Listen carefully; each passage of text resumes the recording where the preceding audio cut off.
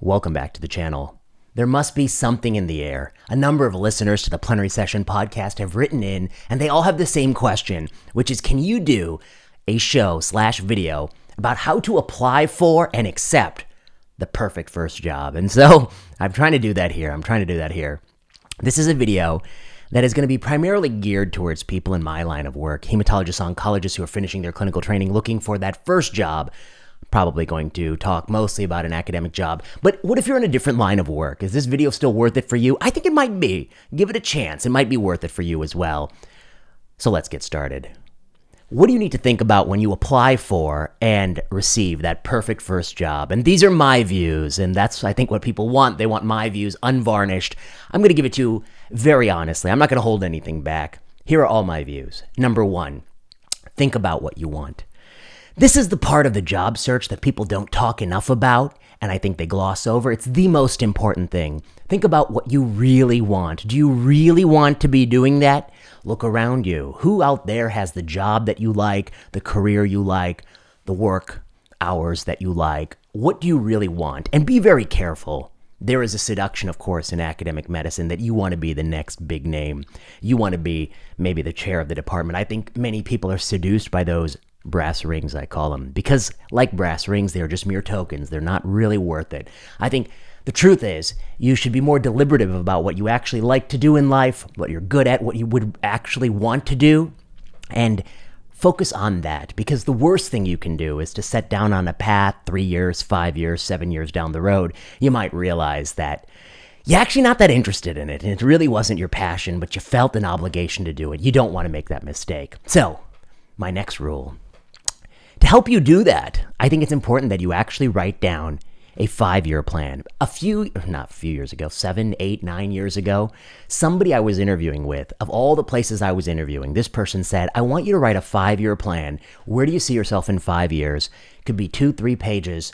Email it to me, and we'll talk about the potential job after you do that exercise. And the first thing I felt was deep irritation. I'm like, why are you burdening me with this writing task that no one else asks? It's such a pain. But years later, I felt deep gratitude. And the reason is now I can go back and read that. I have one, something from the lockbox that captured how I felt in the moment. What did I want to do in 5 years? Then I look back 7 years later. Maybe if you all upvoted in the comments, maybe someday I'll actually read you what I wrote, when I started, and then read you where I was 5 years later, because I think it was really an instructive exercise. I've done that a few months ago. So I want you to write something like that. It will really help you. And you will really appreciate a few years later that you had something to see where did you outperform what you set out to do, and where did you underperform, and where did you realize that you were wrong to really want those things in the first place? Where did you change as a person? And I think you'll find that super valuable in whatever career you are. Next, then I want you to think about it a little bit more. Imagine that everything you're saying is wrong, you don't really want that, or you're going to fail miserably at that. Then write up your backup plan. What's your backup 5-year plan? What's a different thing you might do in 5 years that might make you equally happy? And the truth about life is we all probably have some thermostat where we've set it, our happiness, and whatever happens to us, we're going to eventually creep back up to our set point. So it doesn't really matter. You're probably going to be equally happy. But let me give you an example.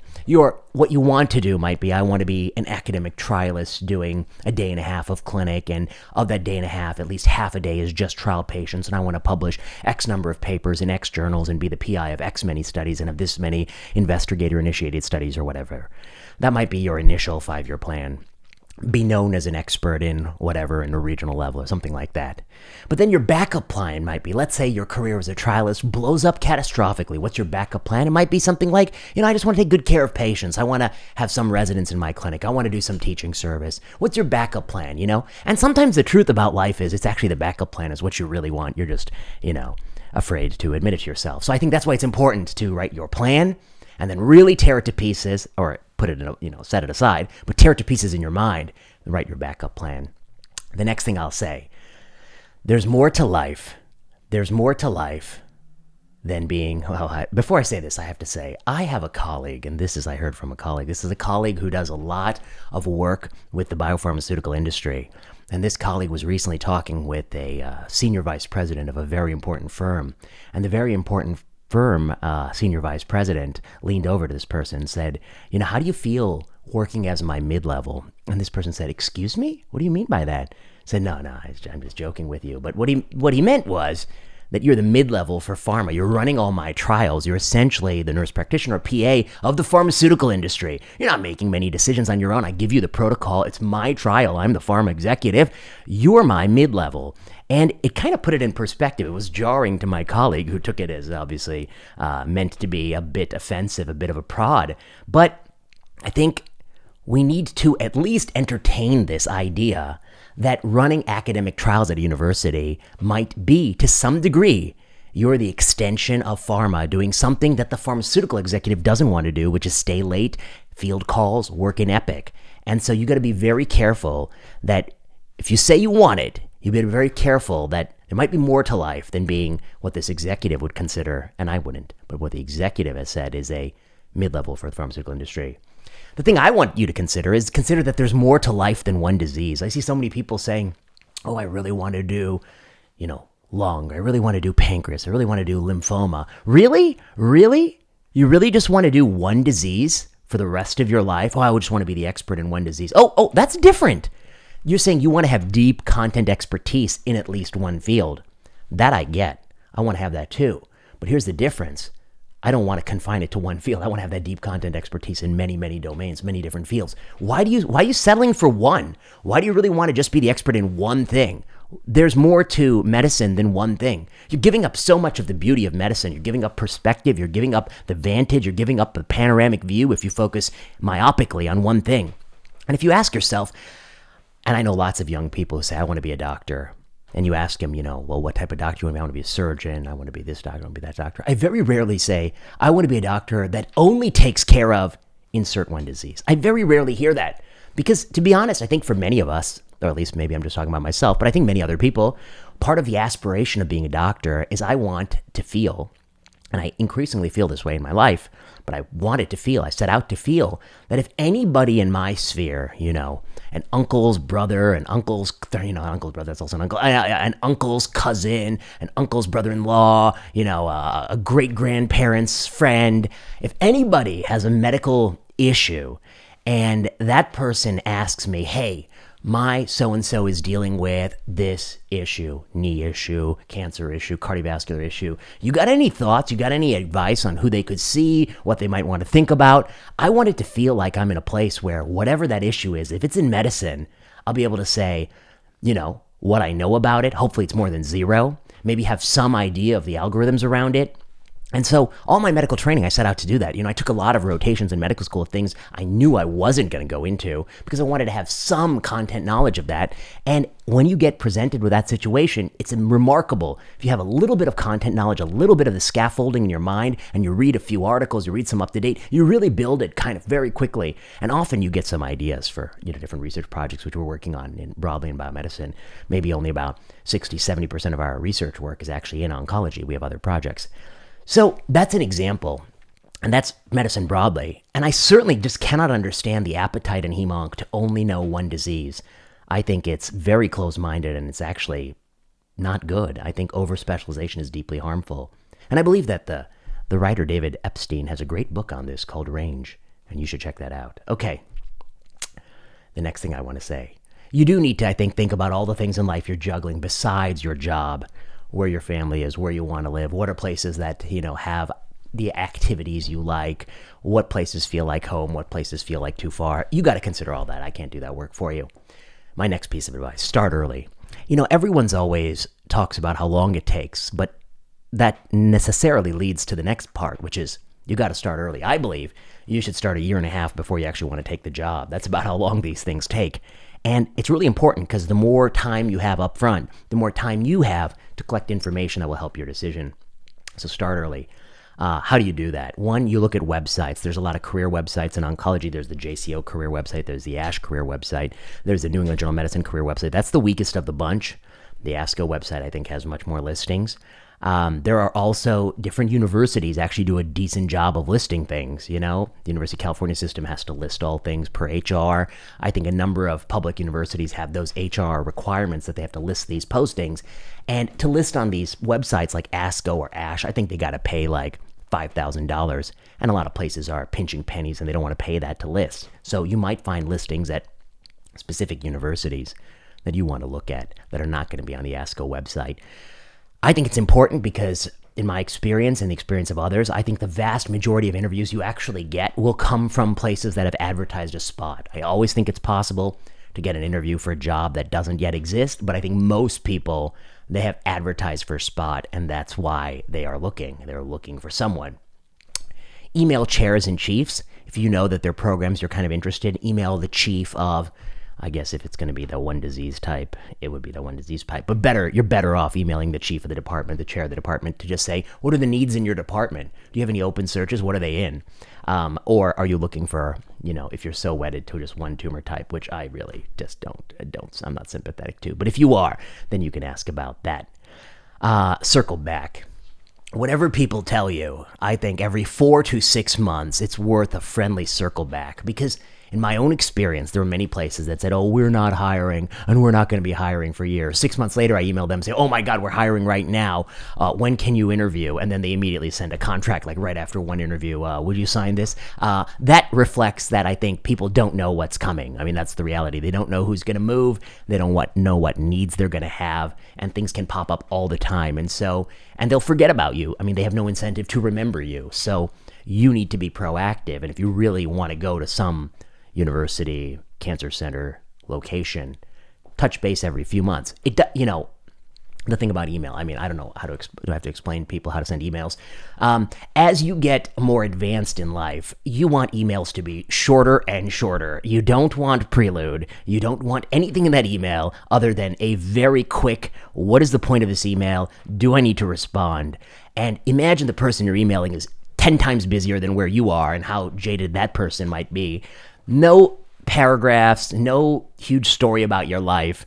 Just get to the point. What are your 3 questions, and maybe a quick introduction. Hi, Dr. So-and-so. I'm a big fan of your work, or I've seen you here, or so-and-so told me about it, or I read this paper of yours, something to just ice break quick. And then boom, here are my 3 questions. Let's get on with it. Nobody wants to read anything more than that.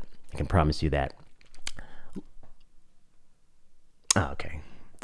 This is an important point. Of course, all things being equal, they're going to hire their own fellow. Let's be honest here. All things being equal, you're obviously going to hire your own fellow than you would hire somebody from a different institution, unless you really don't like that fellow. See, that's the whole thing.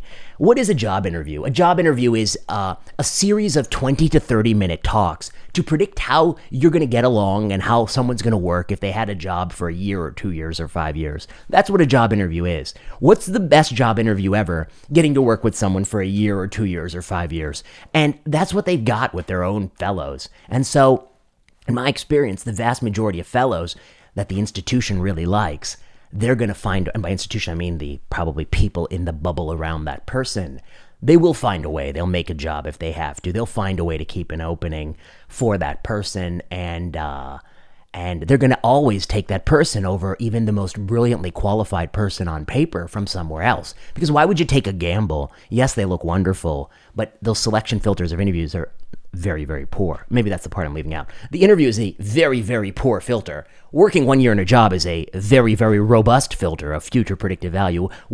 Talking to somebody for 20 minutes is incredibly poor. We're talking about criterion validity coefficients of like 0.1 to 0.3. Very, very poor predictor of job performance across the psychology literature. And only a fool would prioritize an interview and that feeling over having worked with someone for a long time. So if they like somebody, and even if that person's not perfect, they're probably going to keep that person. It actually reminds me, there is a mathematical way in which people can decide when you have a problem, which is sometimes called the dowry problem, the marriage problem, the secretary problem, when you're interviewing people consecutively for a single position, but you have to decide after every interview if you're going to hire or not hire. You can't just keep stringing 100 people along. What's the optimal way to do it? And you can read about that. It's a very interesting line of literature. But this is a good example where you're not going to be chasing perfection. When you have something that's reasonably good and that's a known fact, you're not going to gamble that away for the potential that somebody else is better. You're always going to take your own. Okay. Ask your mentor to email. I think that works a fair bit if the person you work with, your mentor, has a good relationship with somebody in another place. The first date, this is what I write. So I actually think the best way to approach this is to message people 2 or 3 months before the conference, the year before you want the job. Here's why. What's the major conference in your field? For us, it's ASCO. And I think it's really important to message people in the places you're interested in maybe 2 to 3 months before ASCO, because ASCO, they're probably going to be there. And ASCO is the lowest stress situation to meet someone face to face. We all know that everything good in life happens face to face. Nothing good in life happens on Zoom. It's not the same experience, and they want to meet you face to face. Now, of course, if they're going to interview you face to face, they have an outlay. They have to budget out their time, make sure they're in town, get all the scheduling. Oh, what a headache. They also have to pay for it. What a headache. But ASCO is a very low stress, low commitment way to meet a lot of people. So you should set up meetings with people. You're like, look, I know you don't have a job, but you're willing to talk for 15 minutes, maybe keep the lines of communication open. It'll make your emails much more likely to be read in the future. And I think that's a very low stakes way to kind of just get your foot in the door and meet people. And actually, the first job I ended up taking was due to a similar such meeting where I hit it off with somebody. All right. Go on lots of interviews. They pay. That's what I write. Go on. This is the first time in your professional life that they're paying for it. You're not paying for it. In residency, you pay. Medical school, you pay. Fellowship, you pay. But this, they're paying. They got to pay for your flights, your travel, your food. They got to pay for everything. So the only downside is time. And you know what you need to do? I know it's tiring. You need to suck it up, because it's a great opportunity to go to a lot of places. I think I did 11 interviews the first job I took. I did fewer the second job I took. But it's important to go to a lot of places, especially early in your life where you don't even know what the landscape is like. You're going to meet people. You're going to get to see facilities. You're going to see a range of different working environments, what it's like. You need to soak that up. I actually think that this whole movement towards Zoom residency and fellowship, it's terrible. I mean, people talk about how it is unfair that trainees have to shoulder the financial burden. And while I wish that argument was salient, here's why it's not salient. There is a financial burden that trainees have to shoulder that is unfair, and it's maybe 10 to 20 times larger than the cost of travel. You know what that is? That's the cost of the horrifically priced medical education itself. Okay, so that's the real problem. That's the big problem. This travel, a little bit of extra loans to go on a few talks when you do it on the cheap, it's not I really don't think that's the substantive deal breaker here. And I think what you're losing by these Zoom interviews is you're losing a lot. You're not soaking up the culture of different places. And so it could be somebody who's finishing fellowship right now has literally only been to 4 academic medical centers, or 2, or even maybe 1. Whereas in the case of myself and others, we had been to 20, 25, 30 between the medical school process and the residency process, and maybe the fellowship process, maybe even 30, 40 different places I've seen. It's important to have that perspective. I mean, and now at this point in my life, I've been to, hundreds of talks across the world, and I've seen so many more facilities, and I have a much greater appreciation of that and how important it is to really frame the way you think of a place. So I do think you need to take this opportunity. The excuse is gone of the financial part. They're going to pay for it. So go on as many interviews as you can reasonably schedule in your life. And if anything, you should try to block out research time then so you can do it. The job talk. I hear sometimes people talk about the job talk. They say the dreaded job talk. It's a dreaded. If it's so dreaded, then maybe I think you better go back to step 1 and rethink what you want to do in life. Because if it's really so onerous for you to describe what you have done in research and where you see it going and what you want your career to be, then maybe the academy is really not the right place. I'm not saying this tongue in cheek. I mean, I really mean this. It should be a pleasure to give your job talk. It should be the thing you're actually excited about. And I see so many errors of job talk that I want to talk about. But my first thing is, if you really view it as a big anchor, maybe you're applying for the wrong job. I know some people who do. They just want to be a clinician. I'm going to give some job talk. Once I saw somebody give a job talk about neutropenic fever. That's not a job talk. That's a boring educational talk that should be given to somebody in like the orientation week of a hemonc fellowship, not a job talk. Job talk is a conceptual talk. It's about what we know, what the future is. You're trying to get people to think fundamentally differently about your field or about, cancer more broadly. It's really sort of a visionary piece. It's really sort of your claim for why you feel like an academic career is important to you, why you really want that. And if you are not getting enthusiastic about doing that, maybe it's not the right field for you. And the other part of the business is, I don't know if you know this, But the more you do this, you got to give a lot of talks. I mean, you got to give a lot of talks. I'm 7 years in. I think I'm 1,000 talks. You're going to give a lot of talks. You're going to get a lot better at giving talks the more talks you give. You're going to be a whole lot better after 200 talks than after 10 talks. You don't even know, but you will be. And you need to get those under your belt, and you need to start to actually take some pride in that. That's a great opportunity to disseminate your ideas in a way far beyond what a paper can do, because people will see you and they'll know how you made them feel in that moment about the idea, and many of them may get really turned on by those ideas. So if you're really dreading it, go back to step one, rethink the whole thing. Make sure the talk is not bad. And how can it be bad? One, it shouldn't just be about only your work. I think that's a big mistake people make. Oh, I did this, me. I don't want to hear that. I want you to float in to the space you're working in and give me the big lay of the land. If your space is whatever, IDH mutant AML, well, tell me about what's been going on in that space, and imagine that I'm the person who spent all my time focusing on a different disease. So I know nothing about AML. Thankfully, I'm not that person, but that's the person in your audience. So give me the lay of the land and then explain to me a little bit why the spot you've decided to focus on is really important. And then build that out. And then, so the first, 10, 15 minutes, you got to give me the lay of the land. Then you got to spend 25, minutes maybe talking about, what did you do? What's the work you're doing or you've done and where you see it going? And then the end has got to be where you see it going, or what's the bigger picture? And you got to really have to make the case of why does this matter? Why is it important to you? My job talk, which maybe, again, if it's upvoted in the comments, maybe I'll even see if I can post it online. I think I might even have a version with recording on it. Boy, I'll have to think about that. It's not going to be that good because I don't think I had done as many talks at the time. But what was my job talk? It was called Translation Failure and Medical Reversal, and had a simple thesis. We've done all this work on medical reversal, and we were doing, and oncology was hot about translation failure. What does that mean? At the time, circa 2014, there was a huge interest in why so many candidate drugs in the oncology pipeline didn't materialize. They didn't come to the US market, and they didn't succeed. We called those translation failure. There was this huge apparatus to try to improve upon efficiency. That's still, an important research focus, and we've actually done some papers on that. Well, how can we make that better? But one flip side of the coin was that in an effort to make that better, we were lowering the regulatory bar for approval. We've lowered it a whole lot lower since those days, but we are lowering it for approval. And that actually can improve translation failure. You have more translation the lower the bar is, but you'll have another problem, a more insidious problem. And that problem might be that some of what you do for many years turns out not to work. And that's a medical reversal. And we had published all this work on reversal. So the premise of my talk was to open with, talk about all the translation failure in oncology, why it happens, how it happens, ways in which we're trying to address it, and then explain by the one way we're trying to address it, lowering the regulatory standard, has this counteracting effect of paradoxically increasing reversal. And so, it's a policy talk, which is my wheelhouse. It's epidemiology, which is my wheelhouse. It's drug development, my wheelhouse. And it's cancer broadly, panoramic, examples from many different tumor types. I also like to not just have high-level concepts and papers. I like to also zoom in on real examples. I think it has promacytobam in it. It has sorafenib and SHARP. It has many of the examples that I really like to use and have now been codified in the book codified in the book Malignant. So you need to work hard on it, take pride in it, and you need to talk about your conceptual thinking.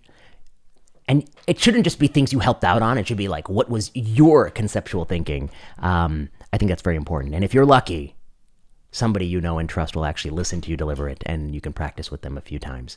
And I was so lucky that somebody, a senior person at the NCI, did that for me, and I appreciate it a lot. Set up the second looks fast.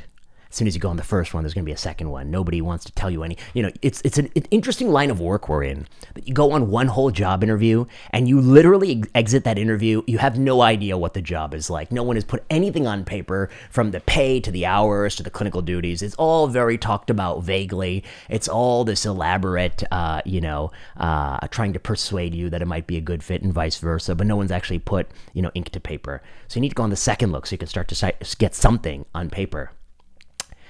Try to get multiple letters. I think big mistake I think people make is they only get one offer and they stop.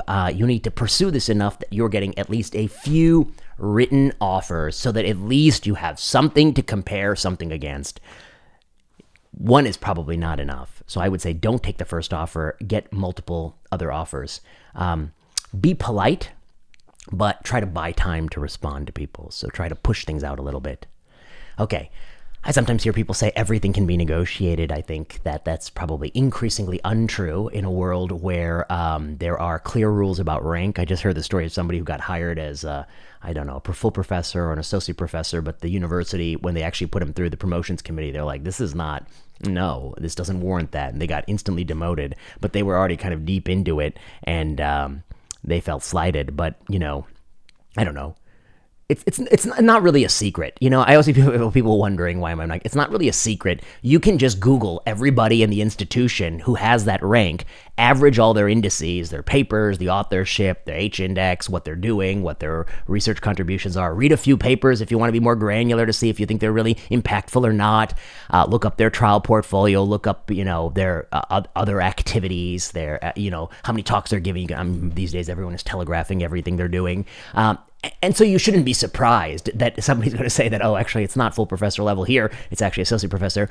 People are more or less looking to see what ballpark you're in, and an institution may have its own ballpark. And, Harvard is notoriously known for that. What it takes to get to the top is actually rather difficult. So, not everything can be negotiated. The salary these days are often on scales. Some places have made their scales public so that they have no discrimination between the salaries, and so that's non-negotiable. And also the ladder rank is often non-negotiable because it's based on very objective things that are hard to negotiate if they're not on the CV. But other things are negotiable, like how much time you're spending in clinic, what kind of research support you have. People don't ask about parking spots. I think you should, as somebody who doesn't have a parking spot and never had a parking spot. But I guess it encourages me to ride my bike a lot more, which I guess is good. But I still would have liked to have the spot. So those things matter. And I think staff support matters a great deal. How do you actually do the negotiation? My thoughts on how do you negotiate are simple. I think it can't just be verbal. You should talk to people. These days with Zoom, you could actually have a Zoom meeting with somebody and share your screen and have bullet points of the things you want to talk about. Or right before the Zoom meeting, you say 5 minutes before, I'm just going to send you a Word document if you could open it up for our talk so that we're looking at the same paper. Why is that important? Because in the heat of the moment, and these people who are interviewing and hiring people all the time, they're very good and dexterous at eliding the answers to questions. Oh, will you have your own assistant? Oh, well, that we're going to get a new program here. And then the next thing you know, you've forgotten to ask the question again. You need a set of bullet points so they don't steer you off topic. And so I think there's got to be share screen, got to be the Word document. Frame everything as this is about your success and the success you're going to bring to the department. I think that's right. Although it feels like job and asking for things is narcissistic. I mean, I understand why it might feel that way. At the same point, there's universities depend on the reputation that comes from hiring good people. And a university that hires a bunch of people who don't perform is going to have a mediocre reputation. And so I think that your success and their success are tied to some degree, and that universities...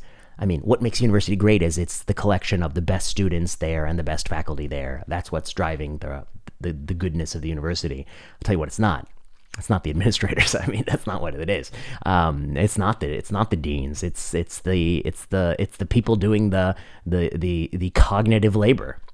Everyone talks about 3 years.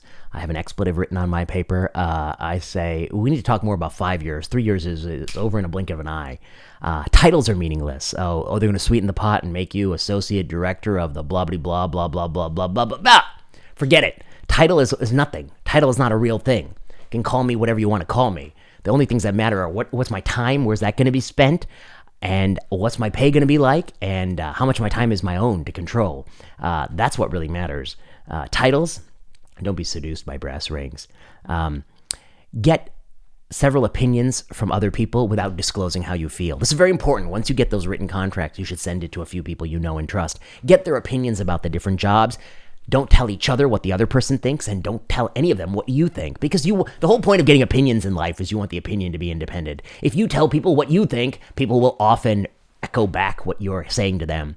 Sometimes they can quickly read it in your face. You need to do it in a way that you don't play your hand. Yes, you know what you think, and yes, you may be excited, but the person whose opinion you want, presumably you want it because they have a different opinion. They might see something that you don't see. And so I think that's very important. So you should give them that data, the raw data, and let them make their decision and give you some advice. But then you don't have to heed their advice, of course, but at least it gets you some impartiality in your advice. Secretly interview people who work there. The places that you're really considering, there are the people you met and they're the people you didn't meet. Find the people you didn't meet and email them and secretly talk to them on the phone for 20 minutes and see what life's like there. Those are the people you really want to hear from. Ask if people achieve what they set out to do there. Most places, I think the answer is no. Most places, a lot of people go in wanting to be trialists. They burn out. They don't do it. A lot of people go in. The trialist, I feel like sometimes people take it for granted that what you want to do in academic oncology is be a trialist. I think that that's one of the worst, I'm grateful that somebody does it, but I don't think, I think it is highly overrated as a something to spend your time in and not as satisfying as teaching, taking excellent care of people, and often forces you into infinite contradictions and contortions as you try to preserve your ethics while you are running a trials agenda that is often anything but. Don't do research years, no extra fellowship. Don't be bamboozled. We'll bring you on, but you have to do a couple years of extra fellowship. This is not a free labor business. Okay, you can hire me or not hire me. We're not playing this game.